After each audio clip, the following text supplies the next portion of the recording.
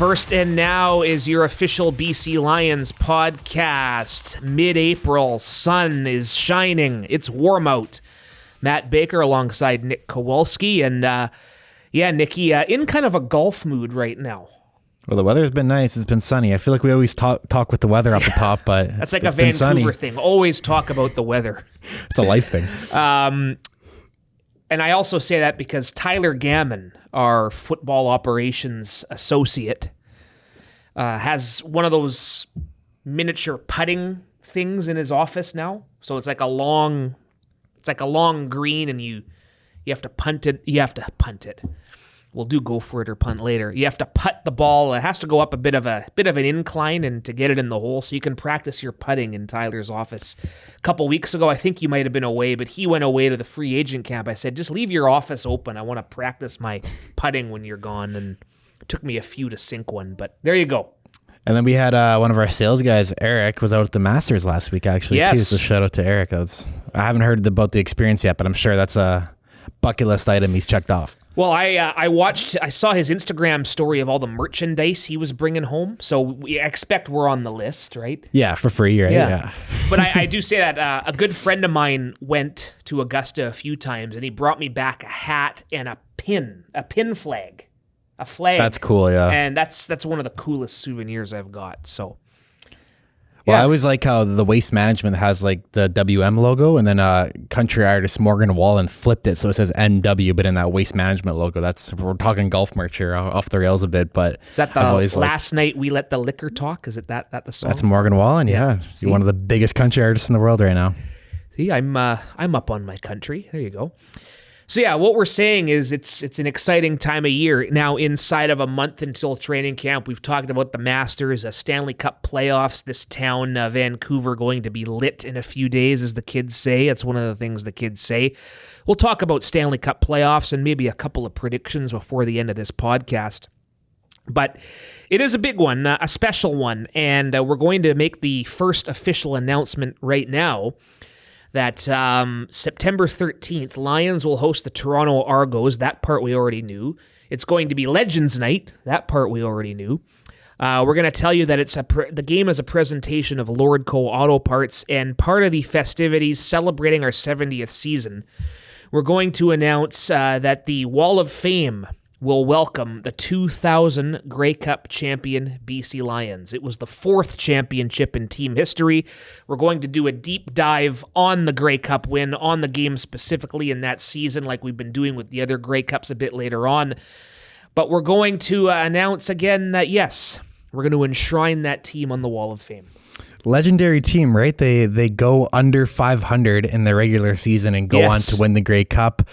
Some legendary players on that team too, right? You got Damon Allen under center at quarterback, Sean Millington and Robert Drummond as a 1-2 punch in the backfield, Louis Pasaglia's final season as a kicker and punter for the team. Going out on top, yeah. Some legends getting some more well-earned recognition this year, and really looking forward to that game against the Argos.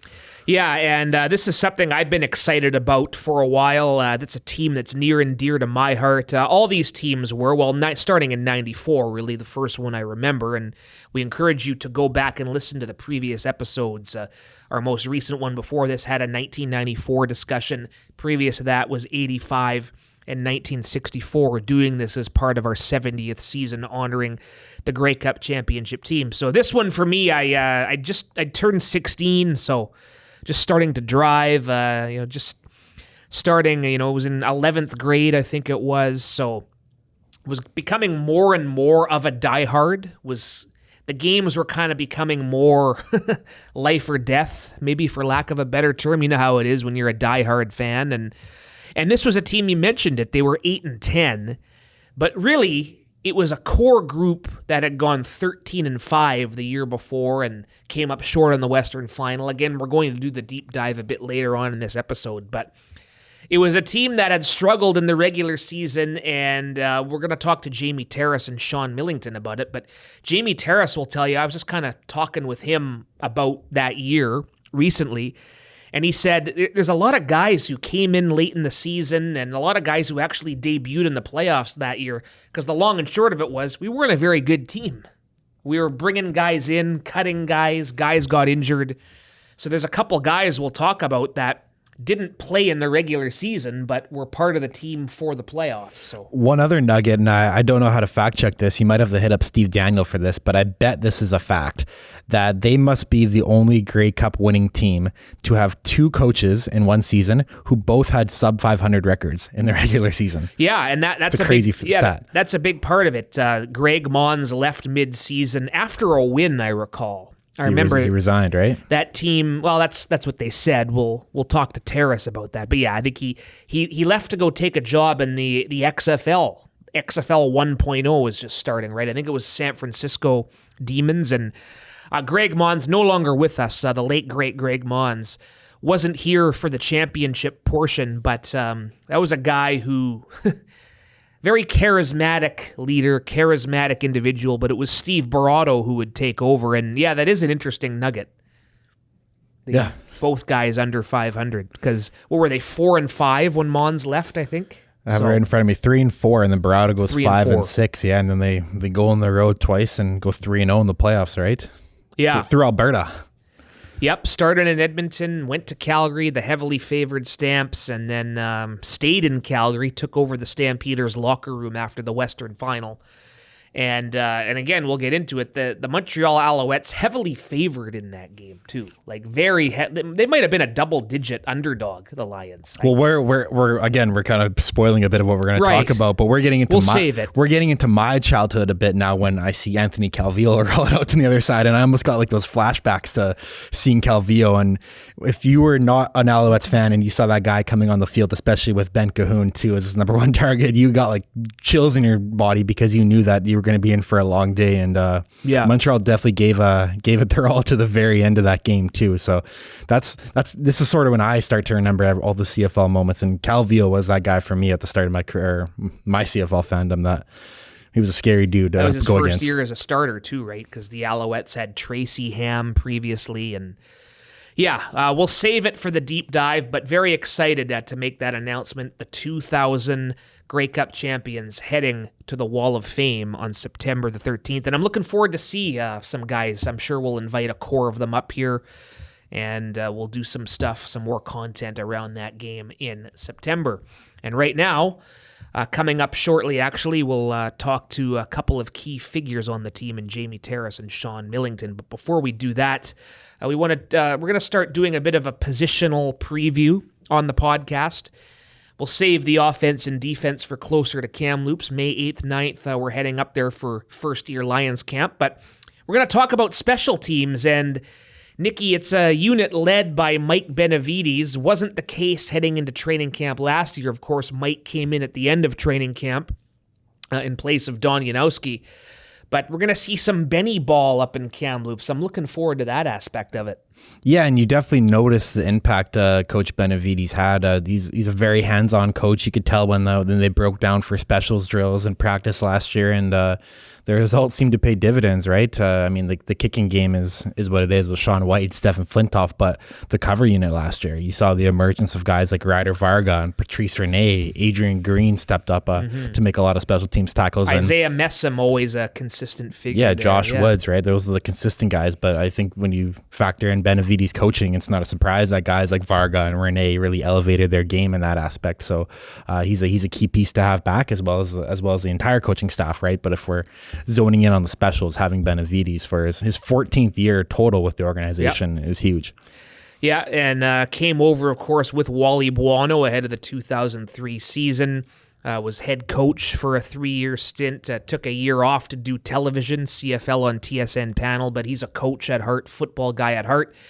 And the kicking position, another year where we can say it is as stable as it's ever been. Sean White, 38 years old, going to be 39 this season. Western nominee for most outstanding special teams player and an all-star. Great to have Whitey back, and that's a position we're very, very confident in will remain stable for a couple years to come. Yeah, and then one of the cornerstones of this franchise has been that stable kicking, right? When it comes to Louis Bisaglia, then into Paul McCallum, and then into Sean White. And what is the one thing that Louis and Paul have that Sean does not? Hardware. Grey Cup. Where? Where? Where would they have that hardware? In BC. Exactly. Yeah. Sean was a champion with the Edmonton football team. So that's kind of the missing piece of Sean's career, and I know he's very internally motivated by Unfinished business, right? Another thing to watch with Sean this year is that he is on pace to reach both 500 field goals and 500 extra points in his career this year. If he keeps the pace up that he's been on, he'll hit both this year, and that's two incredible accomplishments that he's set to hit. He's coming off a West Division nominee for the most outstanding special teams player. So, like you said, he just checked that one off the box with Sean White. Ran into Paul McCallum a couple weeks ago, by the way. Yeah, out in Port Moody, right? You said out in Langley. Oh, Langley, yes, yeah. It was a buddy's 40th birthday party, and always good to catch up with Paul McCallum. Of course, was part of the radio broadcast last year.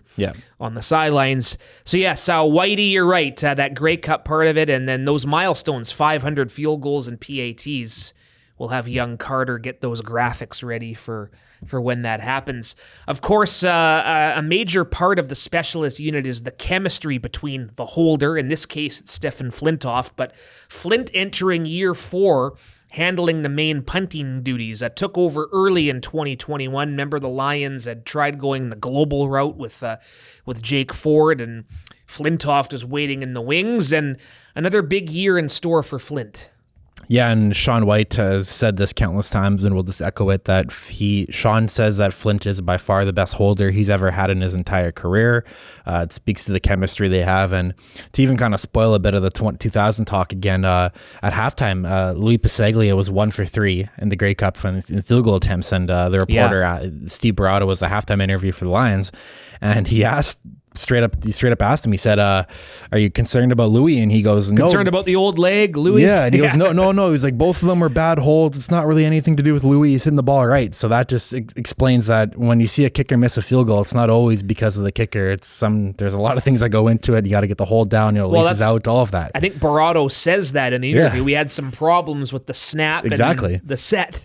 So, and Flint, take Sean White's word for it, does the best job at that he can do. So it's huge to have him back. And you have to rely again on the long snapping portion of it. Some people might just kind of brush that off, but we're excited to have Riley Pickett heading into his second season long snapping. Was drafted as a defensive lineman and a special teams player, but this is a guy who picked up a new position last year and ran with it.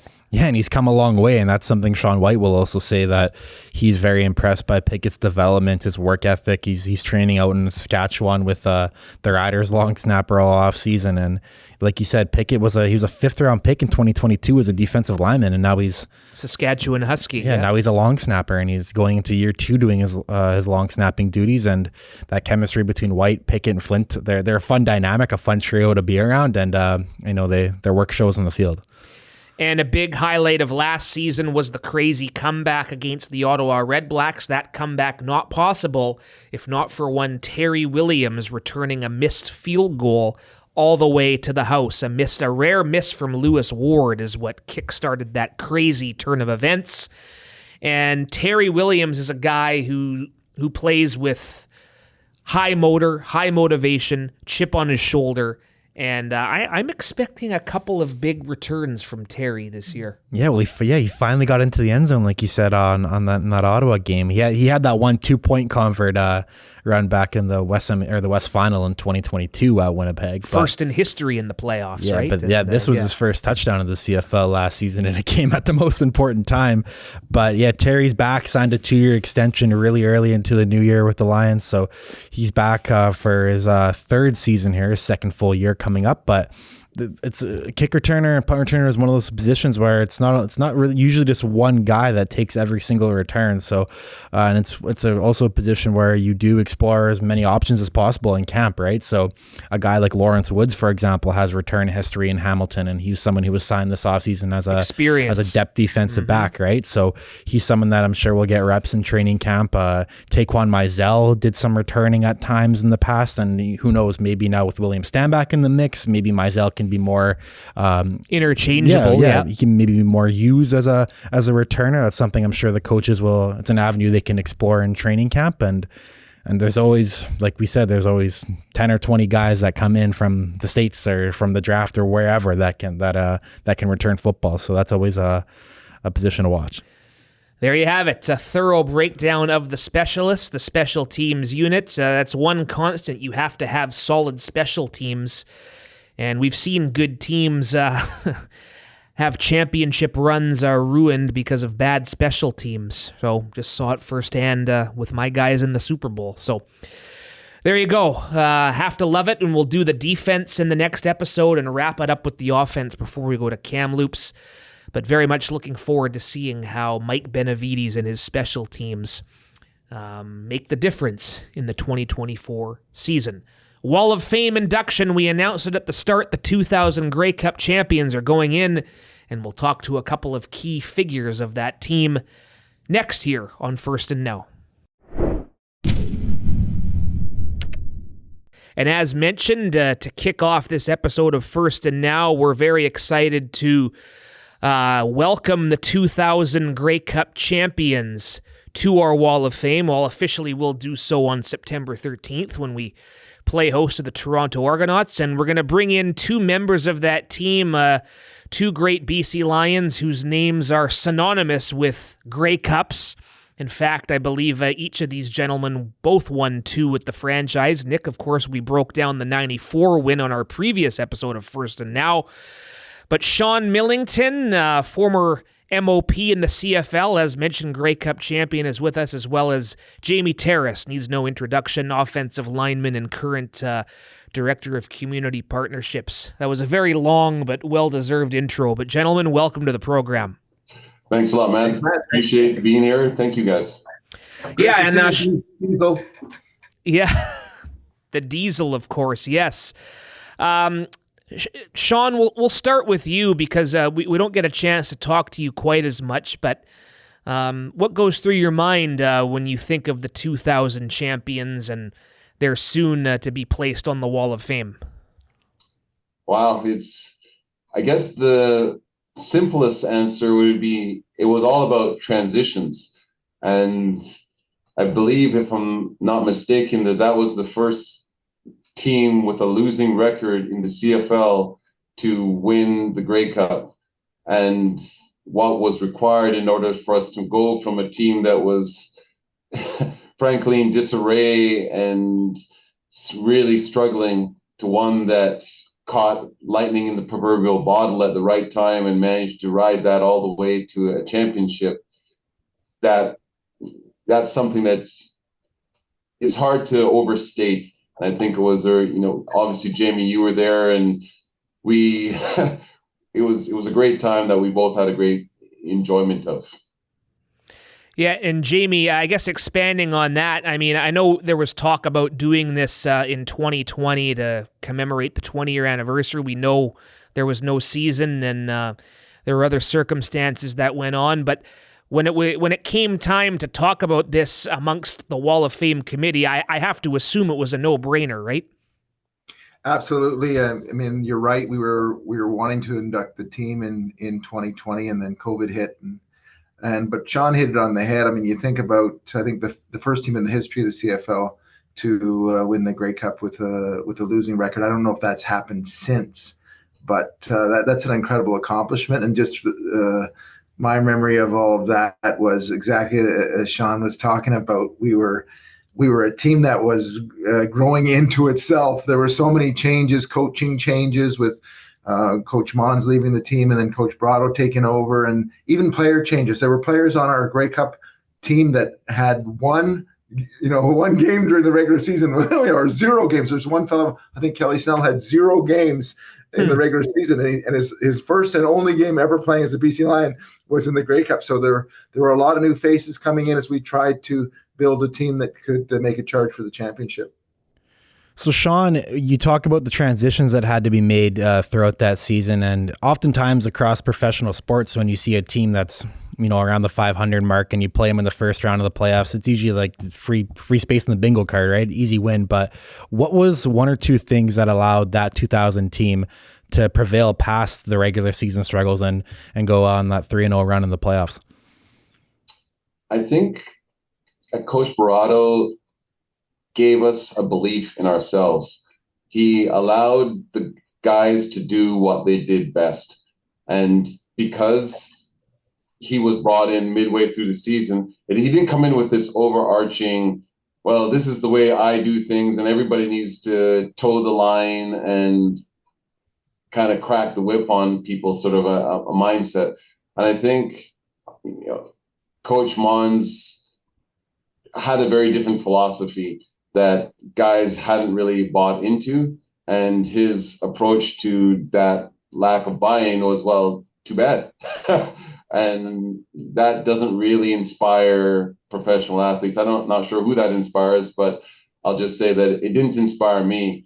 And while I still argue with Coach Barato about a few things, he at least took the leash off a little bit, in my opinion. And when it was working, he kept doing it, right? Like, I'm an all-star running back at that point. Like, I've got a proven track record, and I'm barely seeing any touches. Like, that makes no sense to me. And I bitched about that with Mons. And I'm like, look, you can call me selfish or whatever you want to call me, but it's only in the best interest of the team that I have high output.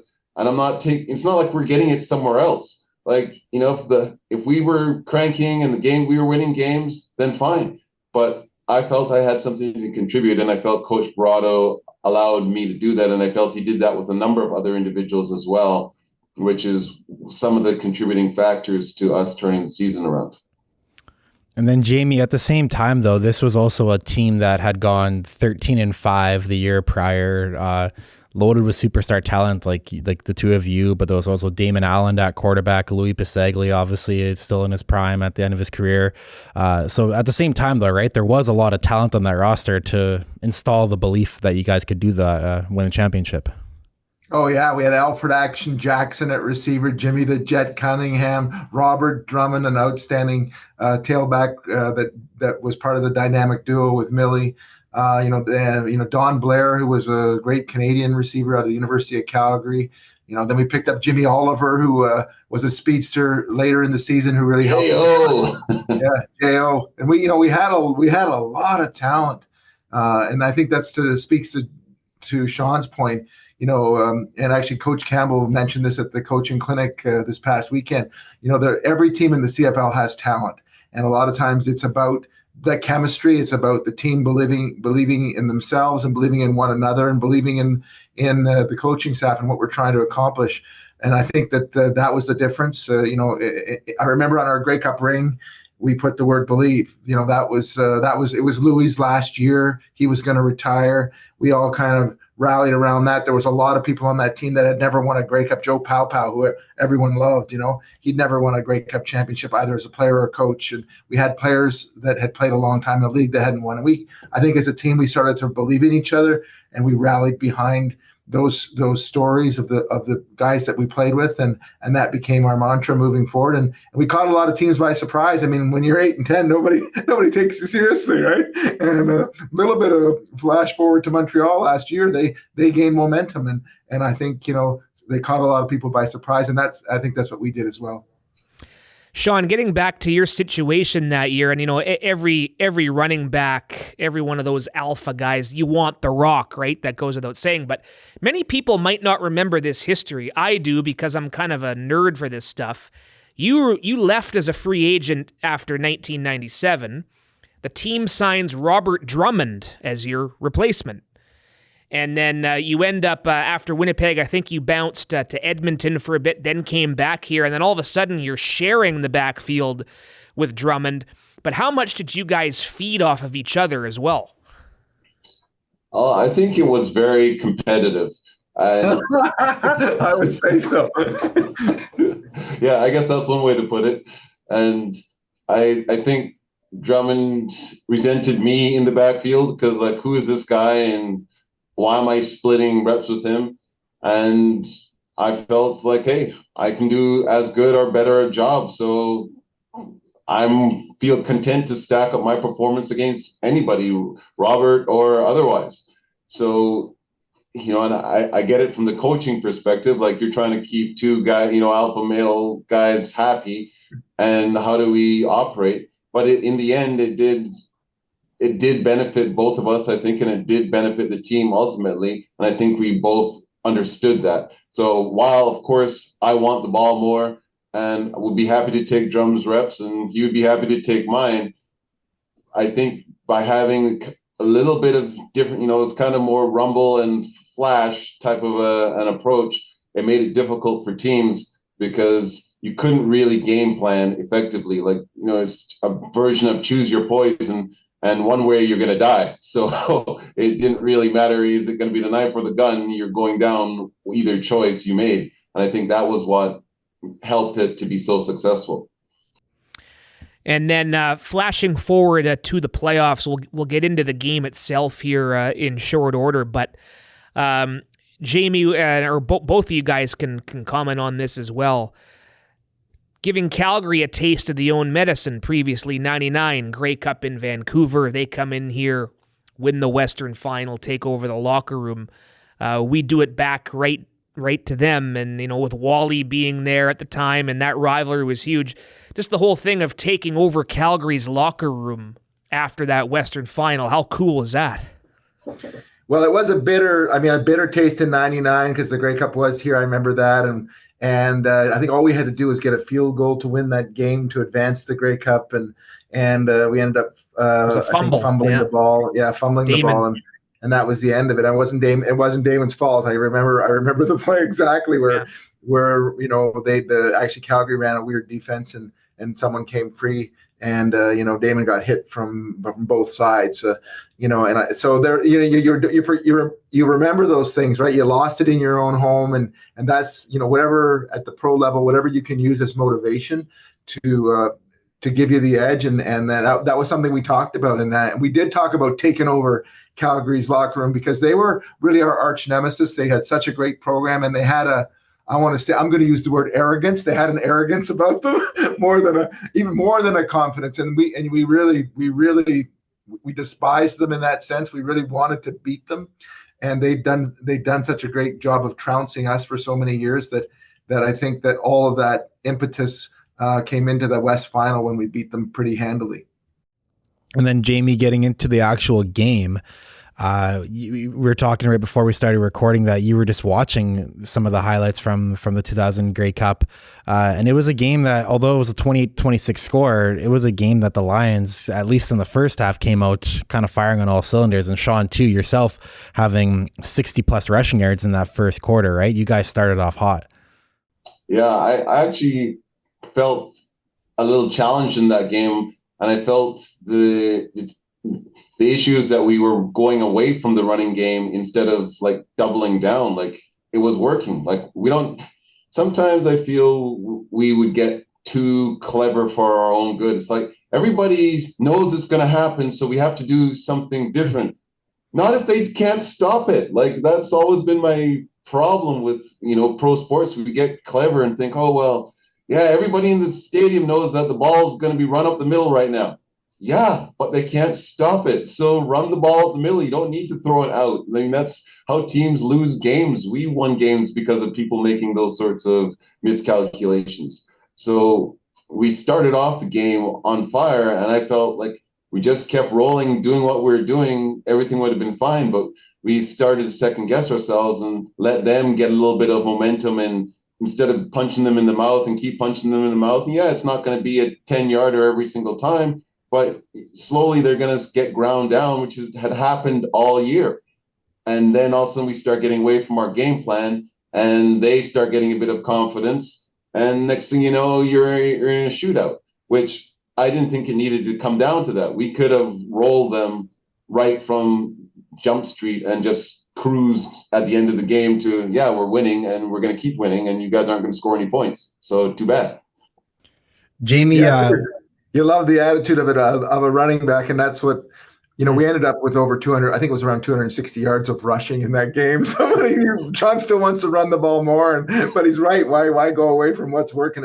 And the old lineman always wants to run the ball. So with athletes like Millington and Drummond, and don't forget Damon Allen, that he was, I think, late into his 30s, and he was as smooth as ever, and such a smooth runner, such an incredible athlete, and so between the three of them running the ball, any defense is gonna is going to, have fits trying to figure out how to solve that. So we time of possession, everything else. I think that was our secret going down the stretch there in terms of grinding teams down.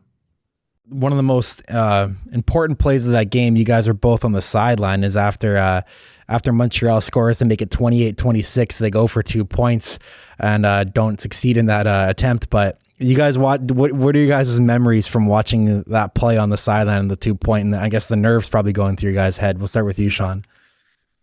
It's a scenario where you're just kind of gnashing your teeth because you don't want to not be on the field when the game is being decided, and to sit there kind of, especially as an offense, like defenses are often in that position, but as an offense, to be sitting there on the sideline and watching them be in a position to like take the game at that point, and you're like, damn, are we going to get like our chance to get back in and do something about this? It was pretty stressful, and yeah, a lot of elation when they don't make it, and it's like our turn to can we put the cap on this deal? Yeah, and it's funny because I did I rewatched that because there was a lot of complaining from the Alouettes about how Chuck Levy at the time had interfered with Haskins on the 2-point play that would have tied the game up. But watching it in the rules of the time, watching it back, he jammed him within 5 yards, and the guy fell down. It was a legal defensive play, and of course, when you lose, you're always looking for reasons why. But that same as Sean, you're sitting there, you're biting your tongue, and they struck so fast, like.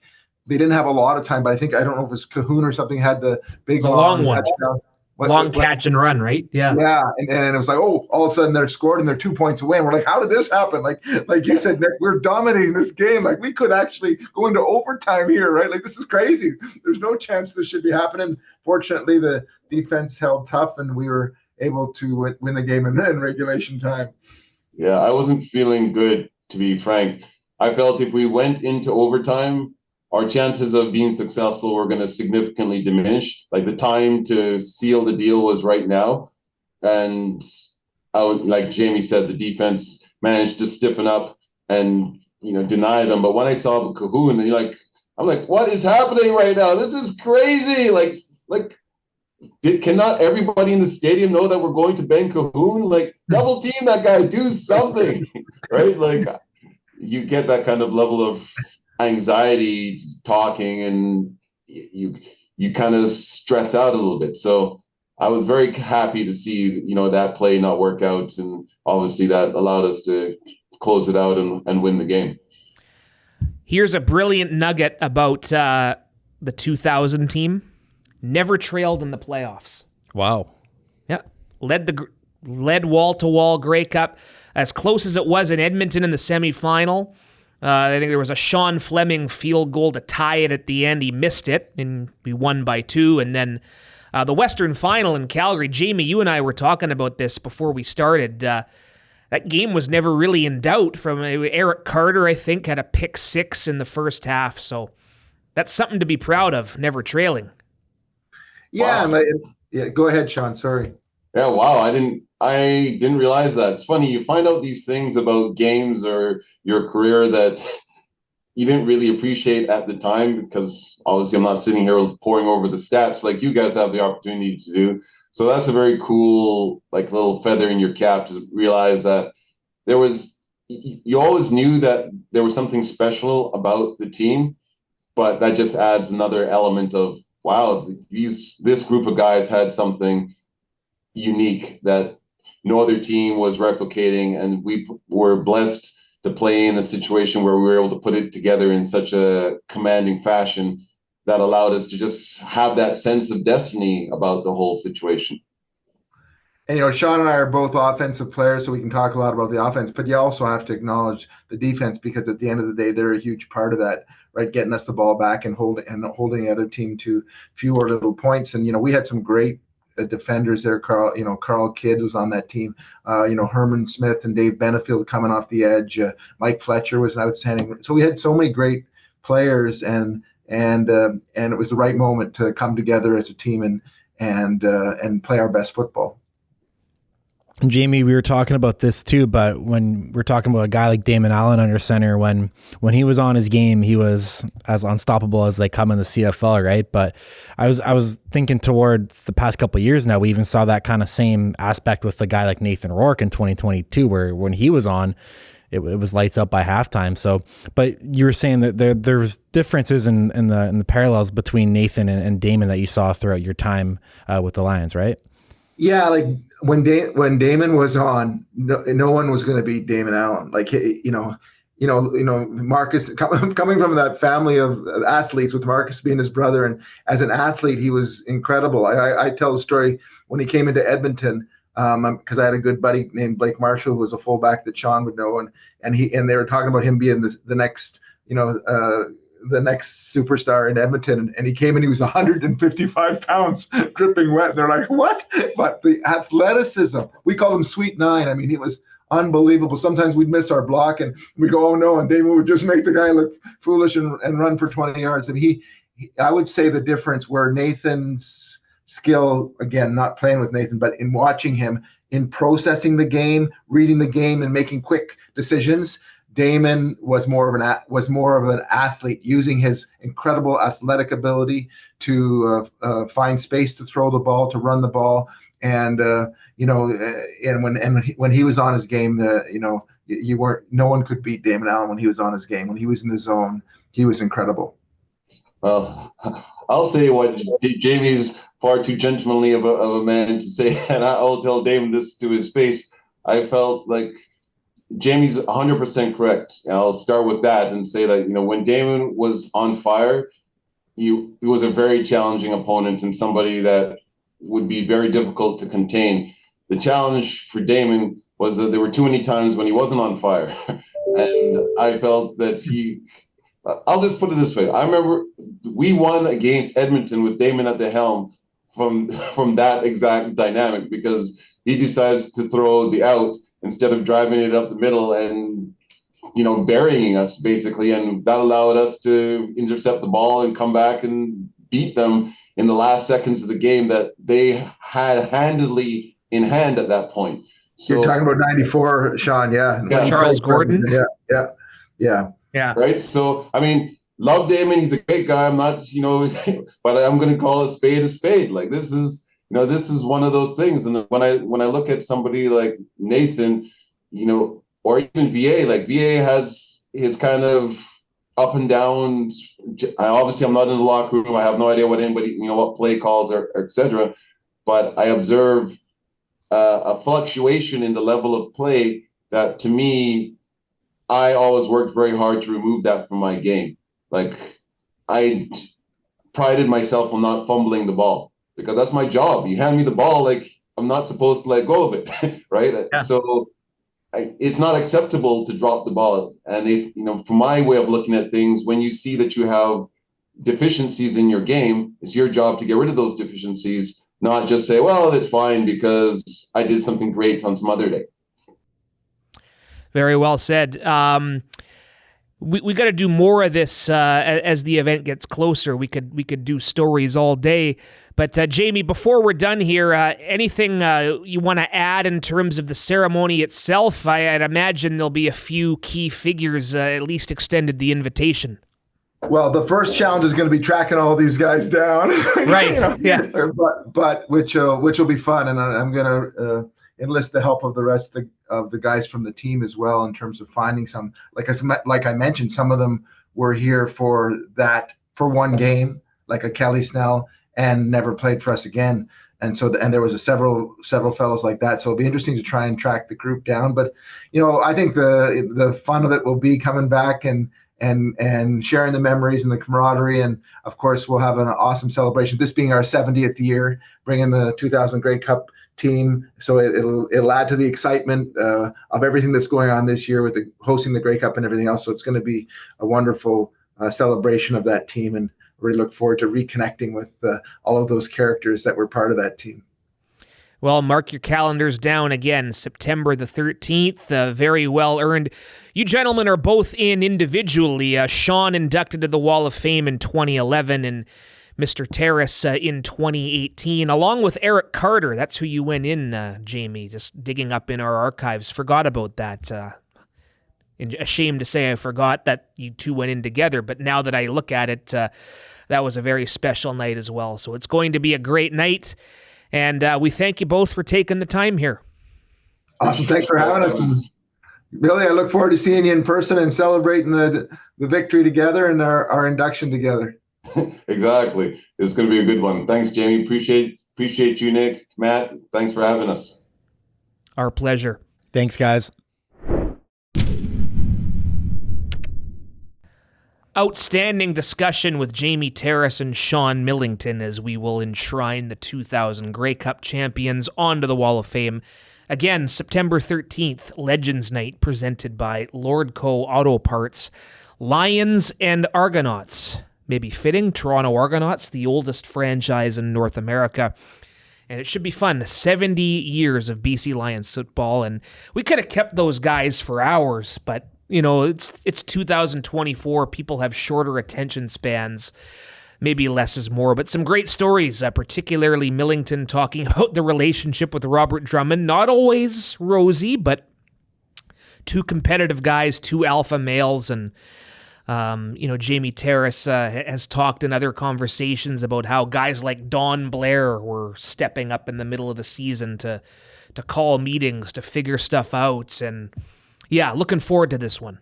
Yeah, definitely not an 8-10 roster when you look at all the talent they had on that team. And Millington talking about his relationship with Robert Drummond. It's really just healthy competition, right? And I think going or fast forwarding to the modern day aspect of everything is you look at our receiver room these past couple of years where there's, any of these guys is capable of going for 1,000 yards, and they're definitely close. And we're not saying that they draw at each other over getting the ball or anything like that, but it's a healthy competition in that room too, right? You want to be the guy that's making every play. You want when the game's on the line, you want to get the ball, right? But it's healthy to have that competition. And Rick Campbell says this a lot too, that it's a good problem to have when you have talent on all sides of the ball and all positions, and you have to make those tough decisions.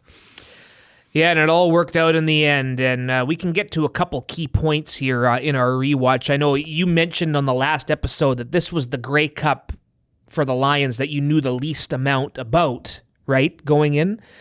So I'm interested to hear what you learned, what you took in, but one quick thing off the top, and I've rewatched this a few times, and I always chuckle. Chris Cuthbert and Chris Walby were the play-by-play and color duo. Steve Armitage on the sidelines. Love Steve Armitage as a broadcaster, based in Vancouver for all those years. But I laugh, though. Chris Cuthbert early on says, "We're excited to introduce our yellow virtual first down marker." Think about that for a second. Nowadays, you can't watch a football telecast without that. Yep. Right? And they're introducing this new great technology to kick off the Grey Cup telecast on CBC. Just laugh at that because that's become such a staple of our football viewing. CFL, NFL, college, what have you. So yeah, it was brand new at the time. The broadcast of the 2000 Grey Cup too, it was Cuthbert and Walby on the play-by-play in color, but then they had Glenn Suter and Pinball Clemens and like this booth on the panel in the back of the end zone, doing like in-game analysis. There was a very controversial play toward the end of the game where there was it was originally ruled a Calvillo fumble, and it turned into a forward pass, but then it became intentional grounding, and they did this big review over it, and both coaches are irate, and they brought in Pinball to explain and Glenn Suter to explain why it's now grounding and all of that. So that was cool to see too. Glenn Suter's more early broadcasting days.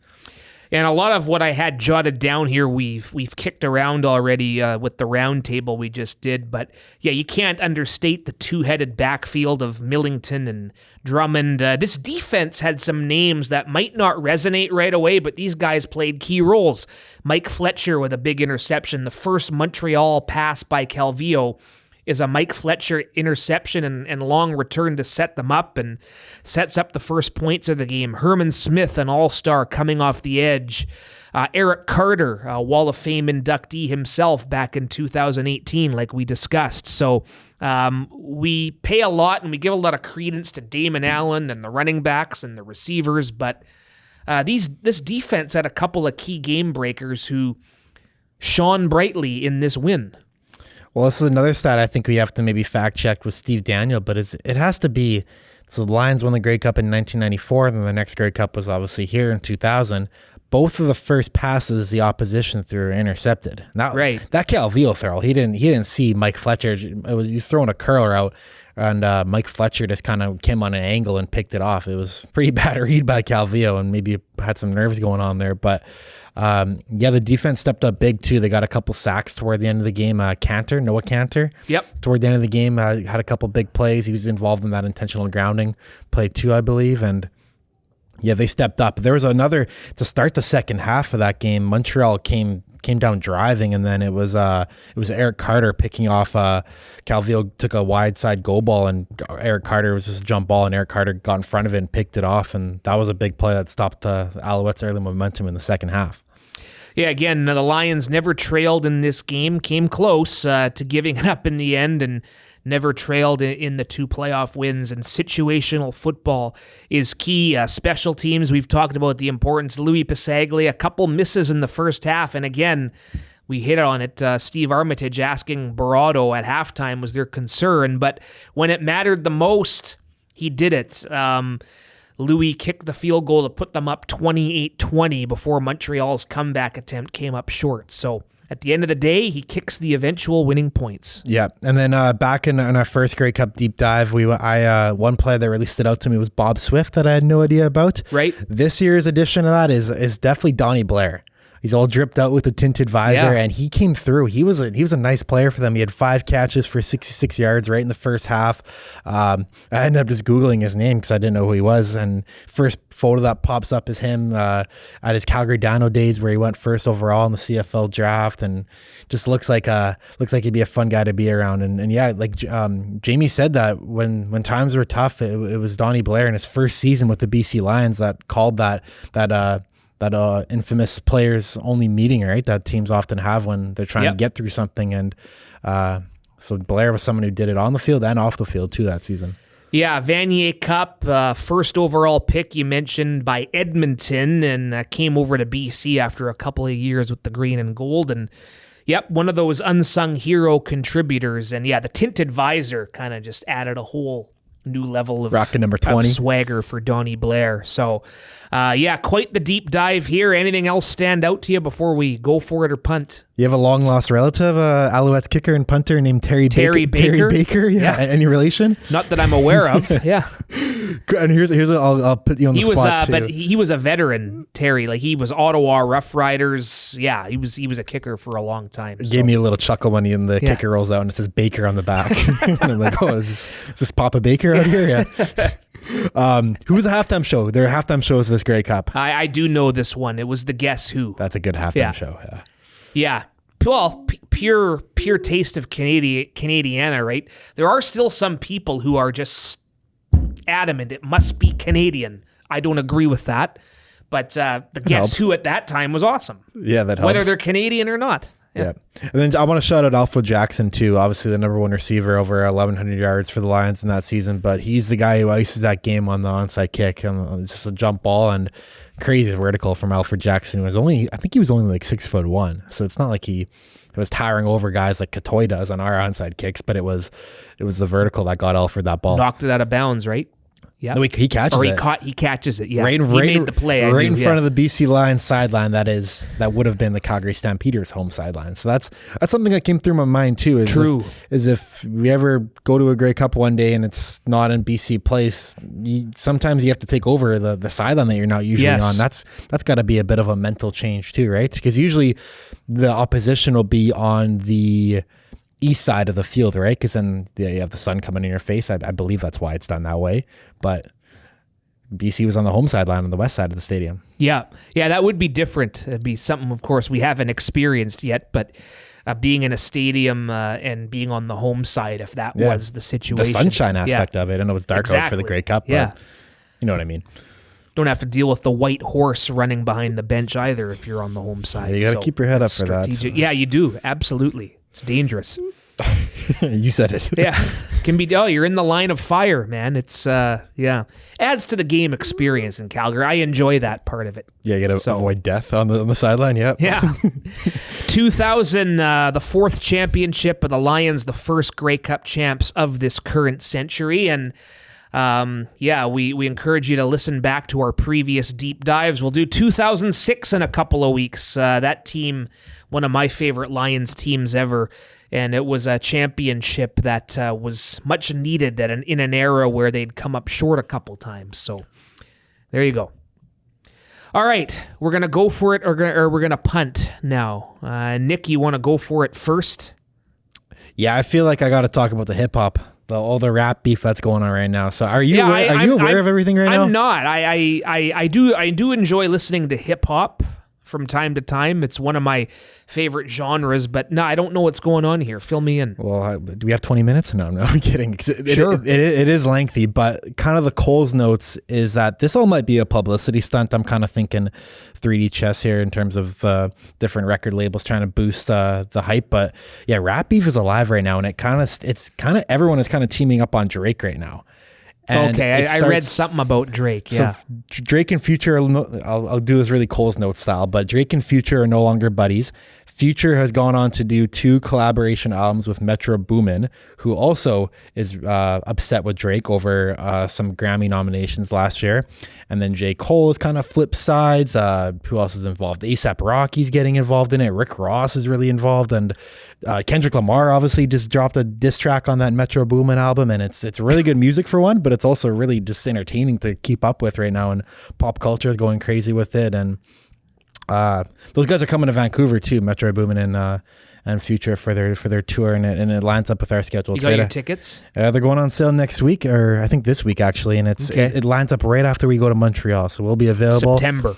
And for all those listening that are looking to sign CFL contracts or interested in this league, that's the beauty of living in Vancouver, is you get these A-list concerts coming in, whereas other cities you're not guaranteed that. So that's why I'm going for all this week. Love it. Yeah, I like a little music wars. I like it. It's entertaining. It all could be for publicity, but and then the Drake diss leaked over the weekend. Leaked in quotations. I think that was on purpose or intentional, and it's he did not hold back. So yeah, it's fascinating stuff right now. Yeah, apparently. I like Drake. I enjoy his stuff. Yeah, See, I'm kind of playing both sides. I love Kendrick Lamar is probably my greatest rapper of all time, but I also appreciate Drake while he's more kind of the catchy, more top 50 kind of or top 40 kind of guy. But you had an honorary mention here too. Yeah, we're going to talk about Chris Cuthbert, right? We obviously watched him on the 2000 Grey Cup. I wanted to go Cuthbert, but then I want to talk about this rap stuff too. But sure. Honorary mention, Chris Cuthbert, legend. NHL playoffs are coming up, so we'll be hearing his voice a lot more. Iconic call on the Damon Allen kneel to win the game, and one of the legends of the CFL broadcasting world. Yeah, 94 Calgary in the snow. He called that McManus to Flutie, and his path is interesting because he eventually leaves the CBC to go to CTV TSN. So the next Grey Cup deep dive we do, I believe it's actually Mark Lee on the call. Okay, with CBC? With Chris Cuthbert, yes. With Chris Walby. Cuthbert, member, it coincided with the Olympics in 2010 and calling the gold medal game for CTV and NHL on TSN as well as the CFL on TSN. So, yeah, miss him. That's the only thing. I always love Chris Cuthbert, but he's always doing Maple Leaf games now. So, don't enjoy watching it too much when the Leafs win. So he's calling a bunch of Pasternak goals next week, right? Yeah. Well, I have high hopes for Toronto. We'll get into that in a second, but I'm sticking with music. I'm going for Nickelback. That's one of those hot debates. People love or hate Nickelback. I love Nickelback. Seen them in concert a few times. Saw them at the Grey Cup in 2011. I've seen them, saw them as part of a festival years ago at what was then GM Place, now known as Rogers Arena. I remember I was just in Vegas with my dad. I took my dad a few years ago for his 60th to Vegas, and him and I went and saw Nickelback at the old Hard Rock there. So outstanding live, and I see they're at this festival on Friday.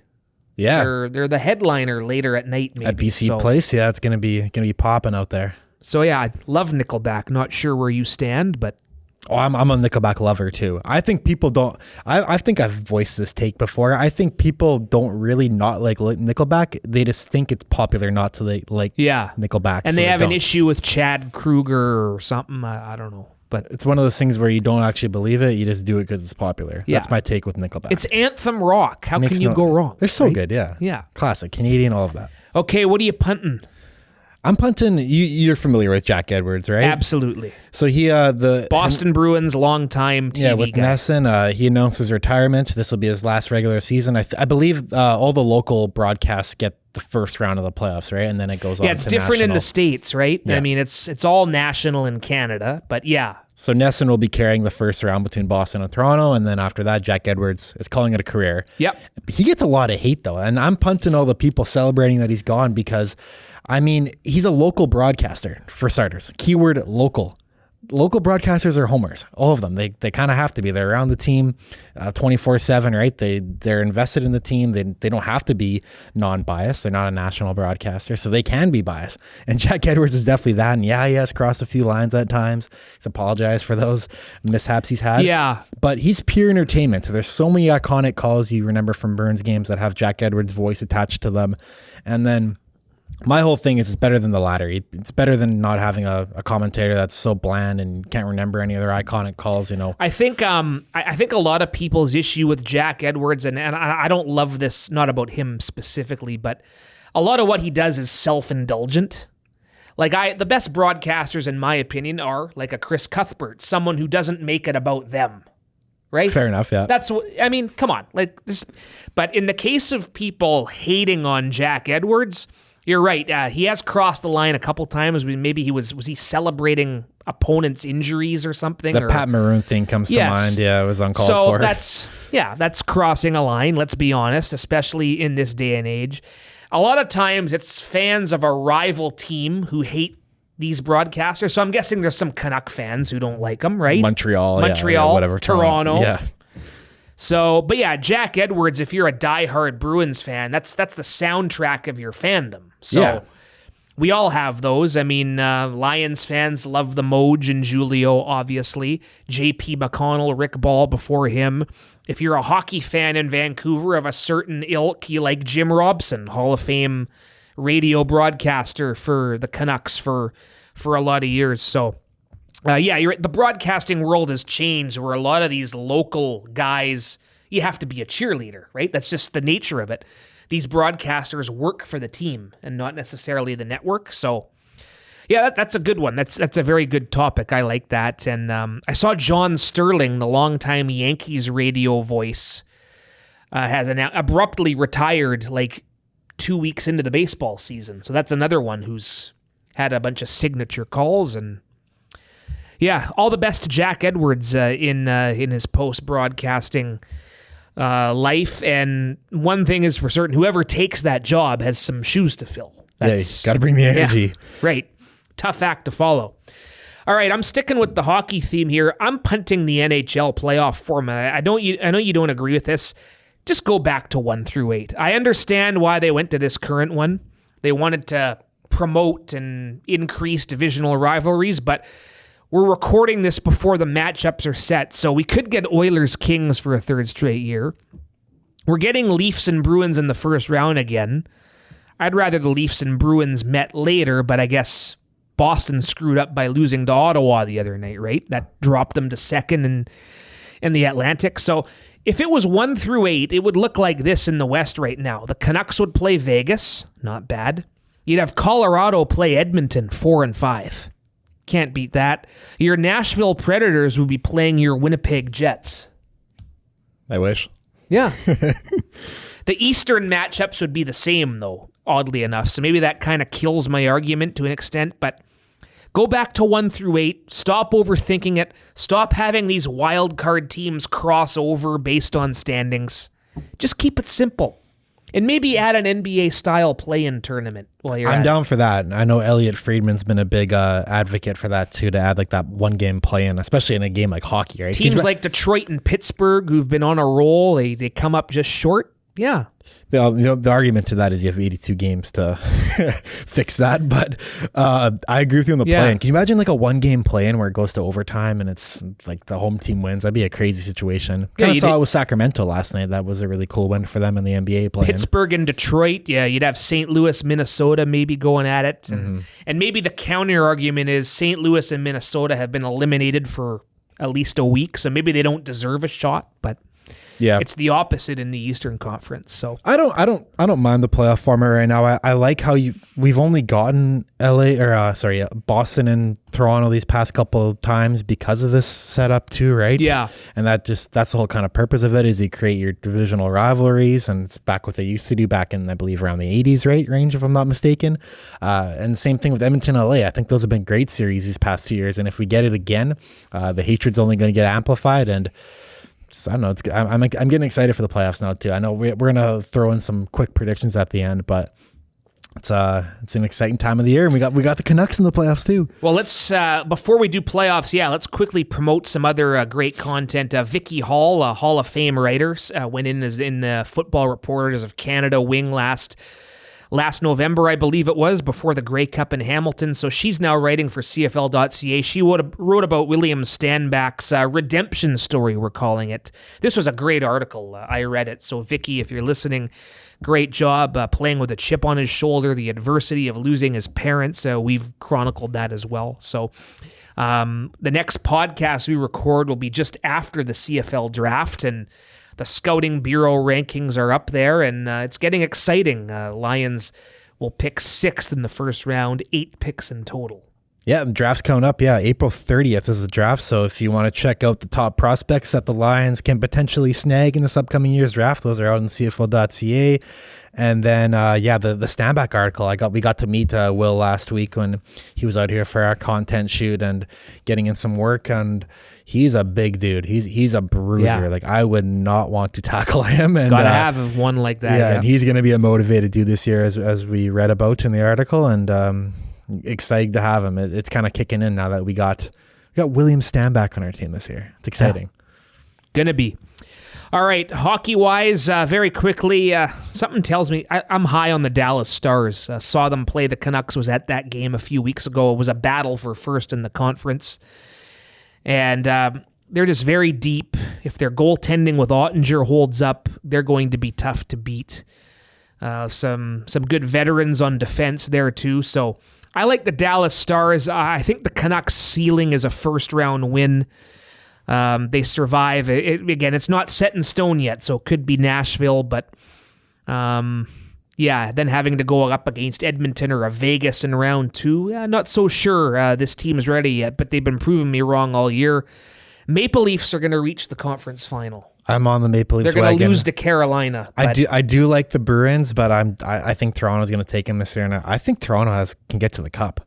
Yeah. I'm not too scared of Florida. You can legitimately say 7 or 8 teams have a chance to win the Stanley Cup. Yeah, that's what makes it exciting. There's going to be right? some damn good teams out in the first round. Oh, for sure. Yeah, and you got Colorado, Winnipeg in the first round. Like, that's going to be an insane series. Yeah, and Winnipeg is home ice in that too. But I think I think Colorado is my pick out of the West. Okay, right now. Yeah. McKinnon's on another level right now. The goaltending kind of scares me with Georgiev, but yeah. Dallas is the chalk pick. Dallas has like 30 guys they can draft. I know that's the easy one to do, but I just watching them up close, that's a team I would not want to try to be beating 4 times in 7. Quick, put me on the spot here. I'm gonna go Toronto and Colorado in the Cup final.